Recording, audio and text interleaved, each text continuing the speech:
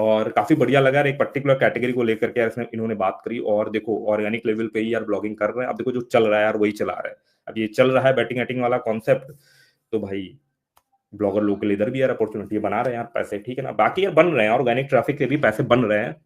अब आपको दिमाग लगाना है कि आपको कौन सी कैटेगरी से किस तरीके से जो है वो चीजें करनी है। बाकी अभी थोड़े से मैं कुछ कमेंट लेता हूँ, फिर किसी भाई को जो है वो कनेक्ट करेंगे, नहीं तो आप लोग कंप्लेन करने लगते हो। मैंने कनेक्ट होने का लिंक जो है वो शेयर कर दिया है।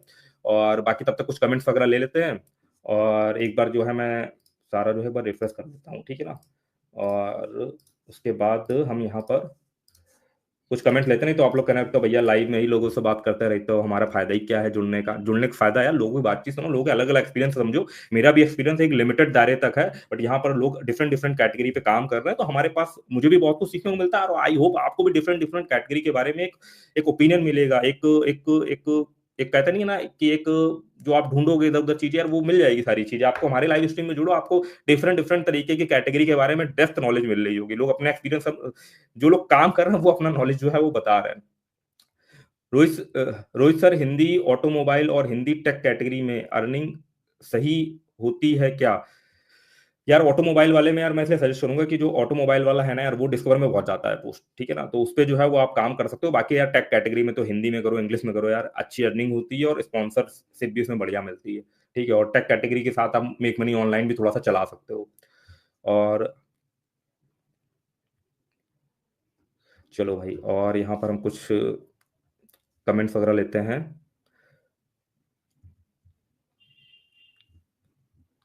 अच्छा एक भाई का, अच्छा कुछ कमेंट है यार। मैं सर एआई इमेज कैसे यूज करो, डिस्क्लेमर कौन सा? एआई इमेज में आपको कोई डिस्क्लेमर देने की जरूरत है नहीं, ठीक है। बिंग एआई इमेज जनरेटर वहां से जाओ यूज कर सकते हो। उसमें क्या डिस्क्लेमर दोगे भाई, क्योंकि वो जो यूनिक इमेज जनरेट हो रही है ना, और वो जो टूल है वो आपको फ्री सर्विस प्रोवाइड कर रहा है, ठीक है। तो उसमें कोई ऐसा कुछ डिस्क्लेमर देने की जो है वो जरूरत है नहीं।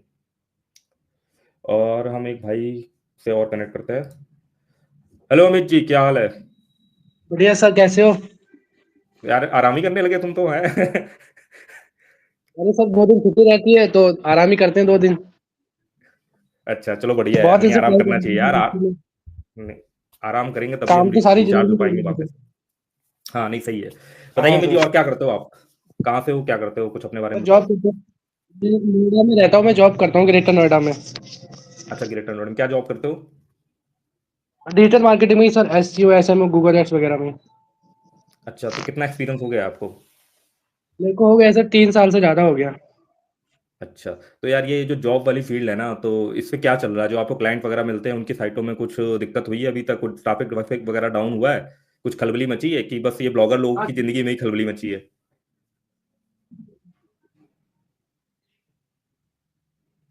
सर, कुछ बिजनेस ओनर की साइट थी, उन पर ट्रैफिक डाउन हुआ था, जो भी अपडेट आया था लास्ट। अच्छा, तो वो साइट्स हेलो। मतलब क्या लीड्स जनरेट करती थी वेबसाइट से? हाँ हाँ, ये US वेबसाइट थी, तो कुछ सर्विस प्रोवाइड करती थी टैक्सी वगैरह की, तो हम्म, उन पे कुछ हिट हुआ था हम्म, वेबसाइट, तो बहुत ज़्यादा डाउन हुई थी वो।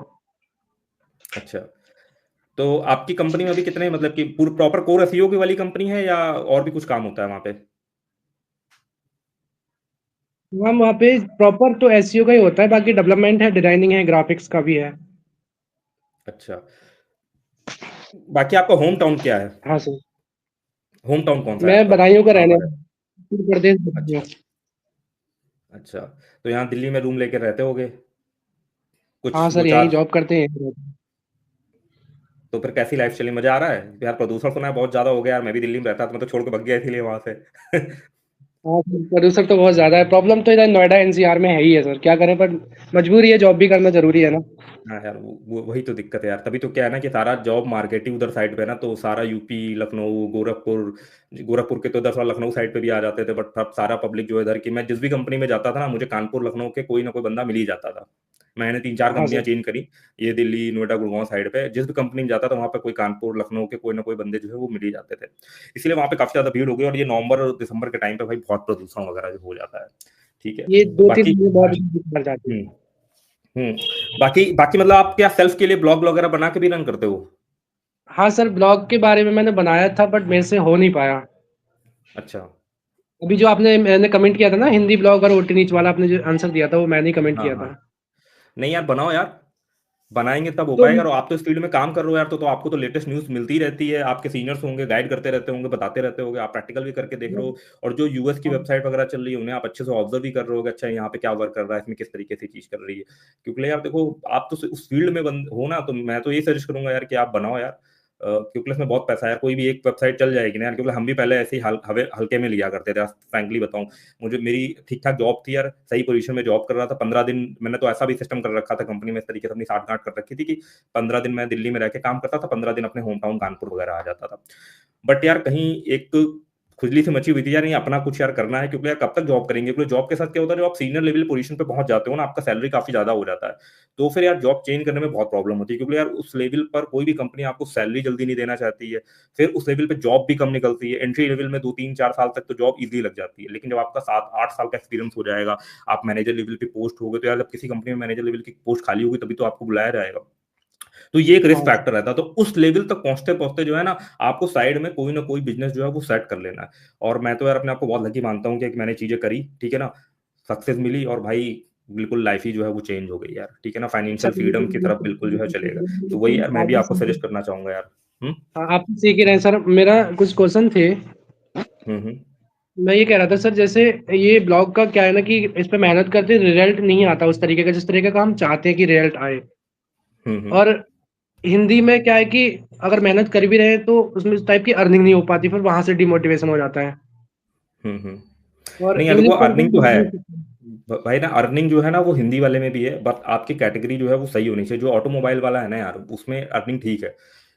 क्यों के लिए जानते हो, उस पे आपका एक तो डिस्कवर में बहुत ज्यादा चांसेस रहेंगे, प्लस मैसिव ट्रैफिक आता है इस पे। मान लो कोई कार, अभी जैसे महिंद्रा वालों की जो है वो गाड़ी लॉन्च हुई थी ना, जो इलेक्ट्रिक कार वगैरह लॉन्च हुई, 6 BE6 ऐसे करके है, B9 ऐसे कुछ करके है कार है ना, उस पर बहुत ट्रैफिक लोगों ने जो है वो उठाया।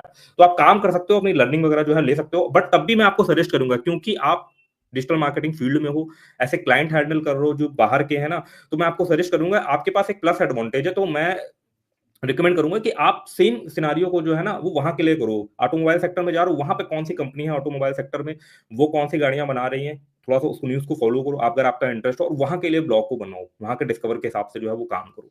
तो भाई वही सेम चीज जो है आपकी 10 गुना हो जाएगी। जो आप फॉर एग्जाम्पल $1 कमा रहे हो, वहां पे सीधे $10 बनेगा, ठीक है।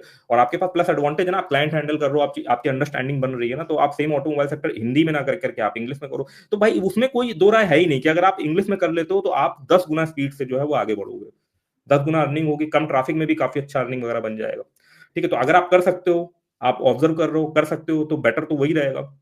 बाकी जो बिगनर लोग होते हैं ना, वो हिंदी में सजेस्ट करते हैं, क्योंकि वो इंग्लिश के प्रति उनकी अंडरस्टैंडिंग नहीं होती, वो फॉलो नहीं कर पाते हैं कि फॉरेन वगैरह में क्या चल रहा है। और इंटरनेशनल में अगर ब्लॉगिंग करनी है तो ये बहुत ज्यादा जरूरी है कि हमारा जो फीड है ना, हमारा जो फीड है, हम न्यूज चैनल जो है वो वहीं के फॉलो करें। मतलब हमको ये फील होना चाहिए कि हम यूएस में ही रह रहे हैं, जैसे हम इंडिया में रह रहे हैं, तो हमको हमको ना चाहते हुए भी हम फेसबुक स्क्रॉल कर रहे हैं, इंस्टाग्राम स्क्रॉल कर रहे हैं, जो ऐड हो गए, जो आर्टिकल हो गए, वो हमें इंडिया के ही पता चलते हैं। तो आपको अपना एक ऐसा इन्वायरमेंट बनाना पड़ेगा लैपटॉप में और मोबाइल पे, कि अगर आपको कोई न्यूज पता चल रही है ना, तो वो यूएस के, आप फील करो कि मैं यूएस में ही रह रहा हूँ, तभी आप वहाँ के इन्वायरमेंट में फैमिलियर हो पाओगे, तभी आपका दिमाग वहां से के लिए जो है वो काम करेगा। तो वहाँ के न्यूज को फॉलो करना होगा, वहाँ के न्यूज के पेजेस को लाइक करो, फॉलो करो, व्हाट्सएप पे उनके चैनल वगैरह को फॉलो करो, लाइक करो, ऑटोमेटिक आपको वहां से न्यूज मिलती रहेगी। गूगल ट्रेंड में डिफॉल्ट आप यूएस सेलेक्ट कर लो, गूगल सर्च में यूएस सेलेक्ट कर लो, और फिर वहां के हिसाब से आप काम करोगे, तो ऑटोमेटिकली आप वहां के एनवायरमेंट में ढल जाओगे, आपका माइंडसेट ही वैसा हो जाएगा, ठीक है। तो वो आपको 100% आपको बेनिफिट तो वहां पर ही है।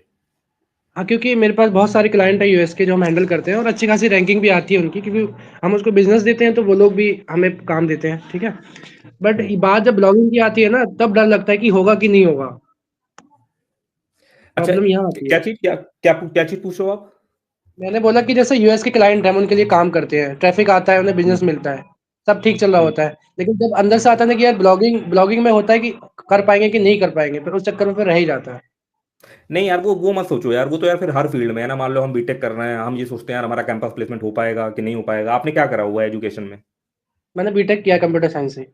हाँ, तो उस समय आपको नहीं लगता था यार मेरा प्लेसमेंट हो पाएगा नहीं हो पाएगा, कितने की जॉब लगेगी? तो यार वो तो हर इंसान के अंदर आता है ना, बाकी प्रोसेस में घुस जाओ। उसके बाद जैसे मैं खुद अपना एग्जांपल लेता हूँ, कई बार जैसे मेरे दिमाग में कोई आइडिया आ गया, कुछ ब्लॉग या कोई वेबसाइट या टूल वेबसाइट बनाने का, तो सोचते सोचते टाइम पे बहुत बड़ी प्रॉब्लम होती है। मैं खुद अपना पर्सनल एक्सपीरियंस बता रहा हूँ। हम सोच में ही ना हर चीज बनाने की कोशिश करते हैं। ऐसे सोच रहा है, अच्छा ऐसा बनाएंगे, ये डिजाइन होगा, इस तरीके का होगा, ऐसे ऐसे करेंगे, ये करेंगे, तो सोच का एक दायरा होता है, ठीक है ना।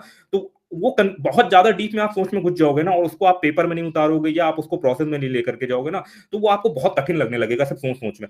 जैसे ही आप पहला स्टेप रखोगे, आप उसको करना स्टार्ट करोगे, यार जैसे मैंने सोचता रहा हूँ, मैंने दिमाग में उसको बहुत कॉम्प्लिकेटेड बना लिया, अरे यार फिर छोड़ दो, ठीक है ना।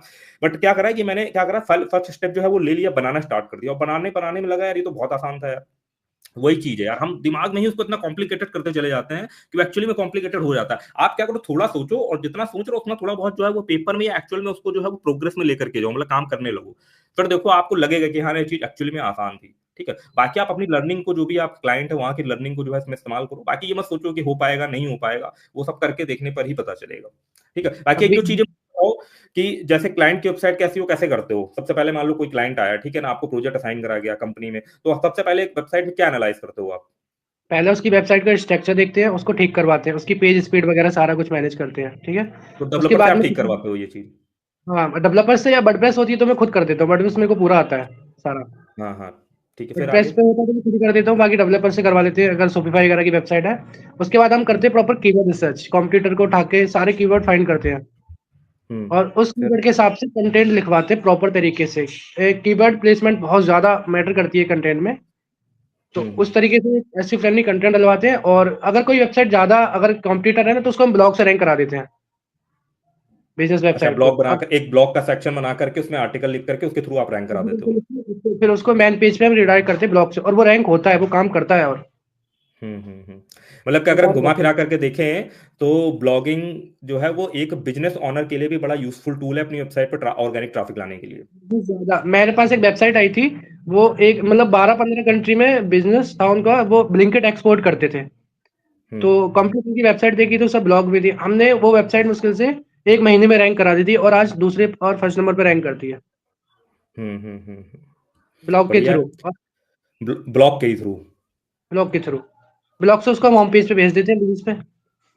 कंटेंट राइटिंग के लिए आपके पास जो है वो कंटेंट राइटर की टीम होती होगी, उनको आप बताते हो कि यार ऐसे ऐसे कंटेंट करके ऐसे ऐसे कीवर्ड प्लेसमेंट करो। तो कीवर्ड प्लेसमेंट के लिए कुछ टिप्स दो, मतलब कहाँ कहाँ कीवर्ड प्लेसमेंट करना चाहिए, मतलब क्या उसमें ध्यान रखना चाहिए कीवर्ड प्लेसमेंट में। सबसे मेन चीज होता है कि आप अपने हेडिंग में रखो, टाइटल फर्स्ट में, टाइटल में। उसके बाद हम्म फर्स्ट पैराग्राफ में हेडिंग होना चाहिए, वो होना चाहिए कीवर्ड। बाकी हम्म आप अकॉर्डिंग टू कहते थे कीवर्ड डेंसिटी नहीं होनी चाहिए ज्यादा, तो उस हिसाब हम्म से 0.1% 2% कंटेंट के हिसाब से। अगर हम तो हर पैराग्राफ में रख देते हैं एक एक कीवर्ड, लोग बोलते हैं नहीं रखो, ऐसा कुछ नहीं होता। हर पैराग्राफ में हम्म एक एक बार कीवर्ड डाल दो, और बाकी जो सेकेंडरी कीवर्ड होते हैं हम्म। उनको भी कंटेंट में पुट कर देते हैं। सेकंड उनसे नहीं बहुत तो ज्यादा बेनिफिट जो होता है। जो आपका मेन कीवर्ड होता है जिसको आप टारगेट कर रहे हो एग्जैक्ट, कोई आपने कोई कीवर्ड लिया, उसी एग्जैक्ट कीवर्ड को आप हर पैराग्राफ में डालते हो या उसका थोड़ा वेरिएशन करके फिर उसको हर उसका पैराग्राफ में डालते वेरिएशन हो। वेरिएशन करके, वो मेन कीवर्ड हम पहले टाइटल में डालेंगे, उसके बाद हेडिंग में हाँ। डालेंगे, और जो मेन कीवर्ड है वो फर्स्ट पैराग्राफ में डालेंगे। बाकी जो कीवर्ड्स हैं उसके सेकेंडरी कीवर्ड्स जो हैं उनको धीरे धीरे कंटेंट में इस तरीके से पुट करते हैं कि लगे ना कि ये जबरदस्ती घुसाए गए हैं कंटेंट में। अच्छा, और ऑफ पेज एसईओ में कुछ करते हो आपके बस ये ब्लॉग में ही आप बढ़िया सा आपने कीवर्ड प्लेसमेंट कर दी, आर्टिकल लिख दिया और ट्रैफिक आने लगता है, या ऑफ ऑफ पेज एसईओ में भी कुछ बैकलिंग वगैरह पे भी कुछ करते हो, क्या करते हो उसके रोज बाद। करते हैं, पर डे बैकलिंक्स बनाते हैं, हर होम पेज से लेके जितने भी मैन पेजेस हैं सबके लिए पर डे बैकलिंक्स बनाते हैं। अच्छा। बैकलिंक्स का तो बहुत जो ज्यादा मैटर है।